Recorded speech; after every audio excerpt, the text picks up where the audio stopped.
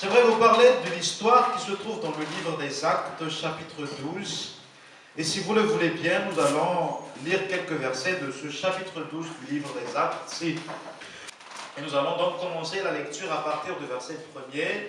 Bien sûr, si vous avez trouvé, nous pouvons commencer.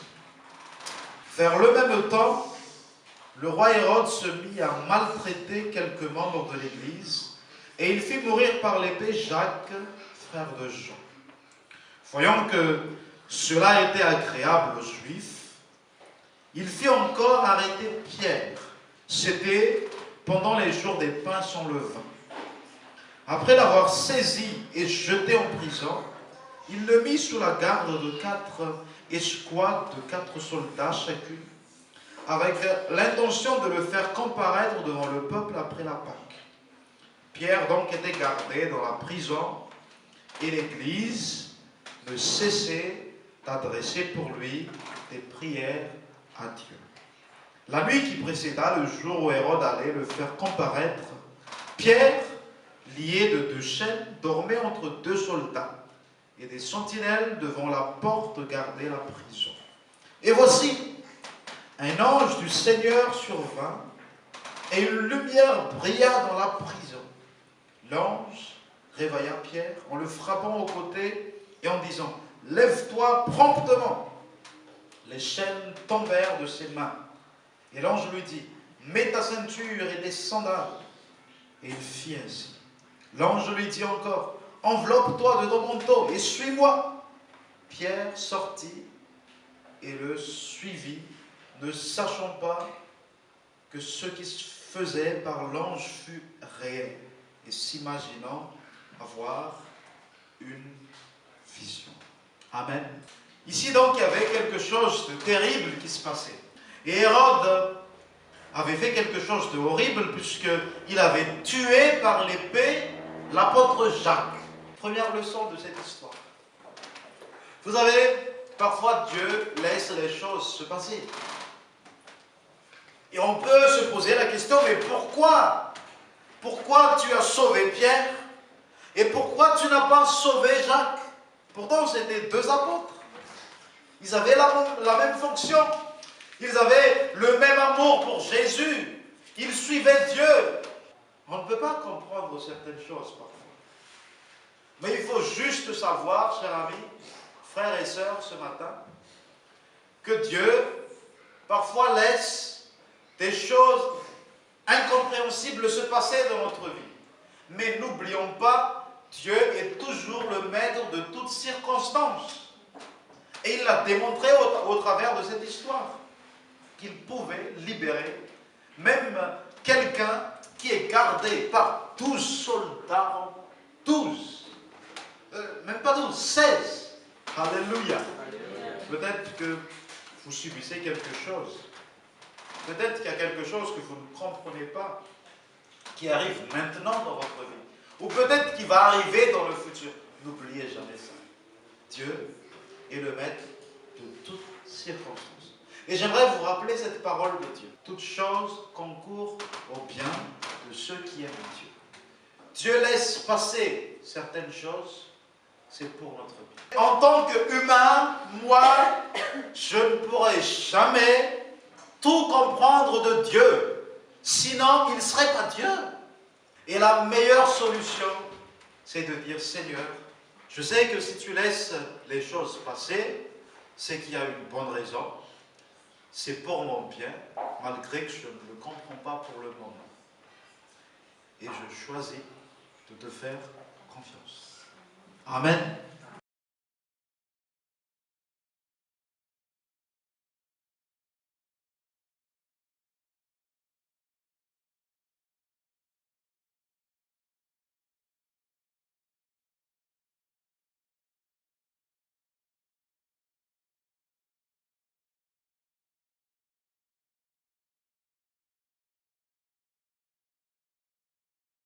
La deuxième chose, c'est que l'Église ne cessait d'adresser pour Pierre des prières. Il est important de savoir que prier, c'est essentiel pour notre vie chrétienne. Parce que la prière montre et démontre qu'on dépend de Dieu. Et l'Église primitive, à chaque fois que quelque chose se passait, leur recours premier, c'était la prière. Alléluia. Nous dépendons de Dieu. Et il faut prier. La prière, ce n'est pas quelque chose qui doit être occasionnel pour nous. Non. Ça doit être une habitude, une sainte habitude. La prière, c'est l'arme le plus redoutable que les chrétiens ont entre ses mains. Il faut que nous apprenions notre être, nous-mêmes, à aimer prier. On n'est pas né avec un amour ardent pour la prière. Je ne le crois pas. Mais l'amour pour la prière se développe petit à petit en fonction de la considération qu'on a pour la prière. Il faut avoir une discipline dans la prière et ça deviendra après une passion pour vous. Disciplinez-vous à prier. Même si vous n'avez rien à dire, ce n'est pas grave. De toute manière, Dieu connaît votre cœur. Mais disciplinez-vous tous les jours à prier. Exercez-vous. Parfois, vous ne savez pas quoi dire. Mais ce n'est pas grave, restez là pendant plusieurs minutes, même s'il faut juste réfléchir sur la grandeur de Dieu et juste dire Seigneur, merci, merci. Et juste peut-être demander, bénis-moi Seigneur, j'ai besoin de toi, bénis ma famille. Et juste peut-être prier pour votre famille qui serait malade à ce moment-là, ou votre ami, ou votre travail, ou votre patron, pourquoi pas. Mais commencez à avoir une discipline. Et Dieu va vous former pour être quelqu'un, un homme, une femme de prière, parce qu'on en a besoin. Dans la prière, que nous obtiendrons toutes les victoires possibles. Sur tous les plans de notre vie chrétienne, il y a toujours quelques combats ici et là. Dans notre famille, il y a tout ça. C'est un combat. Et nous pouvons gagner ce combat-là par la prière. Par la force que Dieu nous donne lorsqu'on prie. Il nous donne une puissance lorsqu'on prie. Ma femme me pique souvent parce que je regarde la télé. Elle ne me regarde pratiquement pas. C'est bien, hein? Mais moi, parfois, la télé m'attire. Le journal m'attire. Et même si j'ai déjà entendu ça sur la chaîne numéro 24, il faut que j'aille sur 54 pour confirmer la chose. Et après, il faut que j'aille encore sur la chaîne 38. Et après, et pendant 2 heures de temps, je regarde la même chose. Par exemple, ces derniers temps, c'est les débats à l'Assemblée nationale. Là, ça c'est passionnant, hein? Et je regarde, et je regarde, et je vais sur YouTube. Et parfois, si on ne fait pas attention, parfois on fait des choses qui ne sont pas trop utiles, hein, au lieu de faire des choses essentielles. Donc faites attention. Exercez-vous. Ayez une bonne discipline. Et la troisième chose, la Bible dit que cette nuit-là, Pierre était en train de dormir. Ça quand même, c'est quelque chose de formidable. Il était en train de dormir. Malgré tout, il pouvait dormir. Alors que nous, par exemple, on est convoqué dans un bureau administratif pour être dispensé. Est-ce que ça va pas? Oh là là, est-ce que... Et puis on ne dort pas. On dort 1 heure, 2 heures de temps et après on se réveille. On se réveille très tôt. Et puis si c'est un problème particulier, on ne peut pas vraiment dormir. On va penser au problème, on va s'asseoir, on va allumer sa télé, on va... Oh là là là là là là, mais qu'est-ce qui m'arrive? Qu'est-ce qui m'arrive?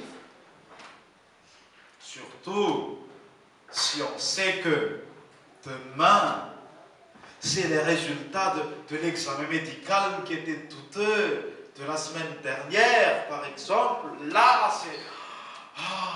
est-ce que c'est le cancer? Est-ce que je vais mourir ou pas? Et surtout, lorsqu'on sait que demain, ça sera certainement la fin, on ne va pas dormir.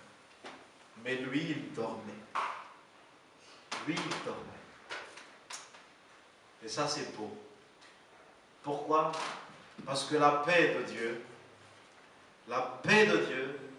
ne dépend pas des choses qui sont autour de nous. La paix de Dieu ne dépend pas des chaînes ni des menottes. La paix de Jésus ne peut pas dépendre de cette prison romaine. Non, la paix de l'Esprit Saint ne dépend même pas de la connaissance que demain, ça sera terminé. Mais la paix de Dieu vient de Dieu, vient du trône de Dieu. Alléluia. Et cette paix de Dieu a couvert le cœur, l'esprit hanté de Pierre. Et peut-être il a soupiré un coup et dit, il a dormi profondément. C'est un avantage que nous seuls, en tant que chrétiens, avons. La paix de Dieu. Les gens qui ne connaissent pas le Seigneur, malheureusement, ils doivent affronter leurs difficultés seuls, sans aucun espoir parfois. Mais nous, malgré tout, on a la paix de Jésus. Alléluia. Et on doit vivre cette paix. Regardez bien. Et comment vivre la paix de Dieu? Juste en le faisant confiance. Seigneur, je te fais confiance. Je me confie à toi. Et la paix de Dieu va couvrir notre cœur, notre vie, notre esprit. Et malgré tout, nous serons toujours dans la joie. Et cette paix-là, c'est déjà en nous. Mais il faut que nous la vivons. Lorsque nous faisons confiance à Dieu, nous allons vivre dans la paix de Dieu.